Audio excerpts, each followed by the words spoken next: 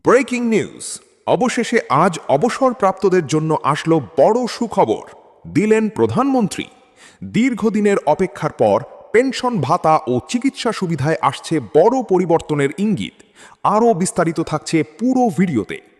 আপনি যদি একজন অবসরপ্রাপ্ত চাকরিজীবী হয়ে থাকেন, আমাদের চ্যানেলটিকে সাবস্ক্রাইব করবেন পে স্কেল বিষয়ে সকল আপডেট সবার আগে পেতে। আজ অবসরপ্রাপ্তদের জন্য এলো এক বড় সুখবর। প্রধানমন্ত্রী তারেক রহমান আজ স্পষ্ট ভাষায় জানিয়ে দিলেন, অবসরপ্রাপ্ত কর্মচারীদের আর আগের মতো অনিশ্চয়তার মধ্যে থাকতে হবে না। দীর্ঘদিন ধরে পেনশন, ভাতা এবং চিকিৎসা সুবিধা বৃদ্ধির যে দাবি ছিল, তা নিয়ে নতুন করে গুরুত্বপূর্ণ ইঙ্গিত পাওয়া গেছে। জানা গেছে, উচ্চ পর্যায়ের এক বৈঠকে অবসরপ্রাপ্ত কর্মচারীদের আর্থিক নিরাপত্তা এবং ভবিষ্যৎ সুবিধা নিয়ে বিস্তারিত আলোচনা হয়েছে। সেখানে বলা হয়েছে, যারা দীর্ঘদিন রাষ্ট্রের সেবা করেছেন তাদের শেষ জীবনে কোনো ধরনের আর্থিক অনিশ্চয়তার মধ্যে থাকা উচিত নয়। বিভিন্ন সূত্র অনুযায়ী পেনশন কাঠামোতে বড় ধরনের পরিবর্তনের বিষয়টি এখন আলোচনার কেন্দ্রবিন্দুতে রয়েছে। বিশেষ করে 100% পেনশন সুবিধা চালুর সম্ভাবনা নিয়ে নতুন করে আলোচনা শুরু হয়েছে। যদি এটি বাস্তবায়ন হয়, তাহলে অবসরপ্রাপ্তরা বর্তমানের তুলনায় অনেক বেশি আর্থিক সুবিধা পাবেন। ধরা যাক, একজন কর্মচারীর শেষ মূল বেতন ছিল 25,000 টাকা। বর্তমানে বিভিন্ন কাটছাঁটের পর তিনি যে পেনশন পান, তা তুলনামূলকভাবে অনেক কম।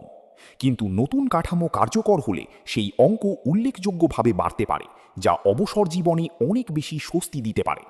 শুধু পেনশন নয়, চিকিৎসা ভাতা নিয়েও নতুন পরিকল্পনার কথা শোনা যাচ্ছে। বর্তমান চিকিৎসা সহায়তা অনেক ক্ষেত্রেই পর্যাপ্ত নয় বলে অবসরপ্রাপ্তরা দীর্ঘদিন ধরে অভিযোগ করে আসছেন। তাই চিকিৎসা খরচের চাপ কমাতে এই ভাতা বাড়ানোর বিষয়টি গুরুত্ব সহকারে বিবেচনা করা হচ্ছে। এছাড়াও অবসরপ্রাপ্তদের জন্য একটি বিশেষ সহায়তা তহবিল গঠনের সম্ভাবনার কথাও আলোচনায় এসেছে। এই তহবিল থেকে জরুরি পরিস্থিতিতে দ্রুত আর্থিক সহায়তা দেওয়া হতে পারে, বিশেষ করে গুরুতর অসুস্থতা বা জরুরি চিকিৎসার ক্ষেত্রে। অনেক অবসরপ্রাপ্ত কর্মচারীর মতে, তারা দীর্ঘদিন ধরে এই ধরনের পরিবর্তনের অপেক্ষায় ছিলেন, কারণ অবসরের পর জীবনযাত্রার খরচ বেড়ে যাওয়ায় সংসার চালানো অনেকের জন্যই কঠিন হয়ে পড়েছে। চলুন এখন 8টি ধাপে জেনে নিই। ধাপ 1।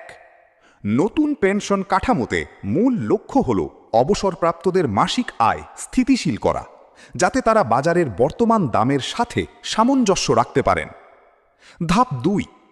100% পেনশন ধারণার মাধ্যমে অবসরপ্রাপ্তদের শেষ বেতনের কাছাকাছি আর্থিক সহায়তা দেওয়ার পরিকল্পনা আলোচনায় এসেছে। ধাপ 3। যদি এটি বাস্তবায়ন হয়, তাহলে 25,000 টাকার মতো শেষ বেতনের ক্ষেত্রে পেনশন প্রায় 22,000 থেকে 25,000 টাকার মধ্যে হতে পারে। ধাপ 4। বর্তমানে যেসব অবসরপ্রাপ্ত 12,000 থেকে 15,000 টাকার মতো পেনশন পান, তাদের আয়ে উল্লেখযোগ্য বৃদ্ধি আসতে পারে। ধাপ 5।